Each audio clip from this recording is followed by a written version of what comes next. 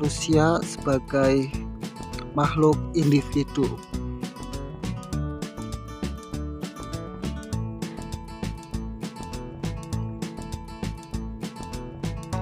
Manusia sebagai makhluk individu memiliki unsur jasmani dan rohani, unsur fisik dan psikis, serta unsur raga dan jiwa. Setiap manusia memiliki keunikan dan ciri khas tersendiri. Tidak ada manusia yang persis sama dari sekian banyak manusia.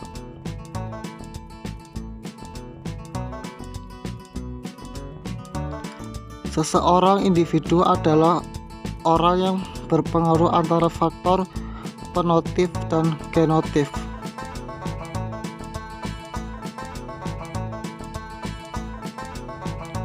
Faktor genotip adalah faktor yang dibawa individu sejak lahir, memiliki ciri fisik dan karakteristik atau sifat yang dipengaruhi oleh faktor lingkungan atau faktor fenotip.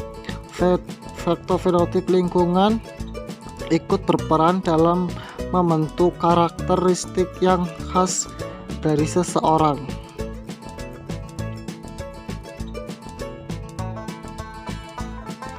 Karakteristik yang khas dari seseorang dapat kita sebut dengan kepribadian. Setiap orang memiliki kepribadian yang berbeda-beda yang dipengaruhi oleh faktor bawaan atau genotip dan faktor lingkungan atau fenotip yang saling berinteraksi terus-menerus.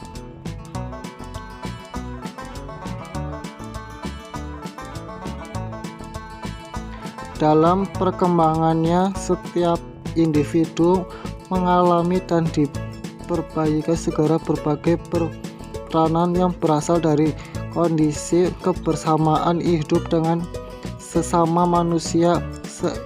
Seringkali pula terdapat konflik dalam diri individu karena tingkah lakunya yang khas dirinya bertentangan dengan pernyataan yang dituntut dalam masyarakatnya. Namun setiap warga masyarakat yang namanya individu wajar untuk menyesuaikan tingkah lakunya sebagai bagian dari perilaku sosial manusianya.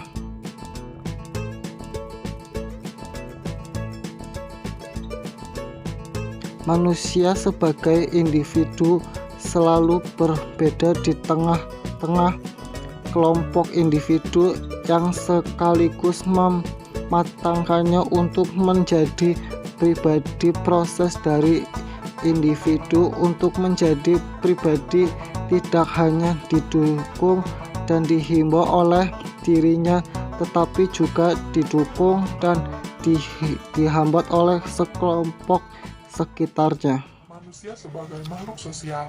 Dikatakan manusia sebagai makhluk sosial, artinya manusia membutuhkan orang lain dan lingkungan sosialnya sebagai sarana untuk bersosialisasi. Bersosialisasi di sini berarti membutuhkan lingkungan sosial sebagai salah satu habitatnya. Berarti setiap manusia saling membutuhkan satu sama lainnya untuk bersosialisasi dan berinteraksi. Sebagai contoh, seperti gotong royong membersihkan desa, menjenguk teman yang sedang sakit, dan membantu orang yang lagi terkena musibah. Materi selanjutnya yaitu peranan manusia sebagai makhluk individu dan sosial. Apa saja ya peranan manusia sebagai makhluk individu dan sosial? Yuk, langsung kita masuk ke penjelasan. Peranan manusia sebagai makhluk individu. Peranan manusia sebagai makhluk individu ada 3. Yang pertama, mewujudkan harkat dan martabat yang mulia. Yang kedua, mengupayakan terpenuhnya hak-hak dasar sebagai manusia. Dan yang ketiga, menentukan ilmu pengetahuan. Adapun peranan manusia sebagai makhluk sosial. Yang pertama, melakukan interaksi. Melakukan interaksi dapat menciptakan kehidupan berkelompok. Yang kedua, menciptakan norma yang mengatur kehidupan sosial, seperti norma agama, kesopanan, atau adat dan hukum. Yang ketiga, mengupayakan terlaksananya kewajiban. Dan yang selanjutnya yaitu dinamika interaksi sosial, yang dimana kita akan membahas apa itu interaksi sosial. Interaksi sosial merupakan suatu fondasi dari hubungan yang berupa tindakan berdasarkan norma dan nilai sosial yang berlaku dan diterapkan di dalam masyarakat. Di sini, kita juga menjelaskan ciri-ciri dari interaksi sosial.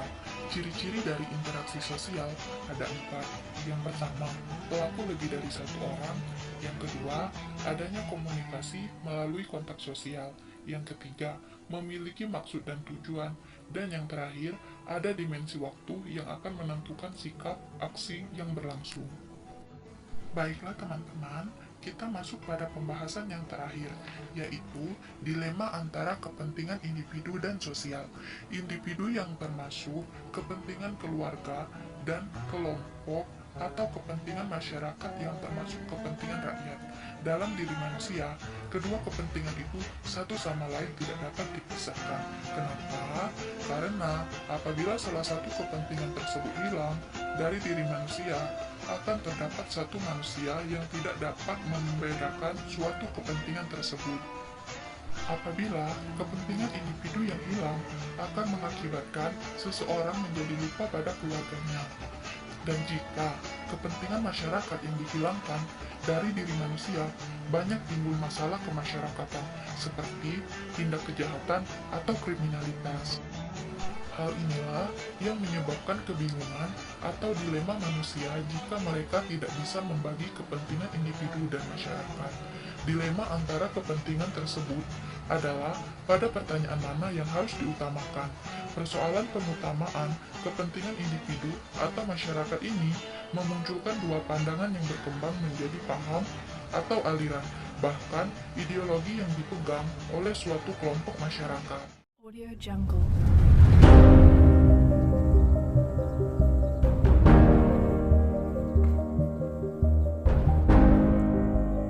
Audio Jungle.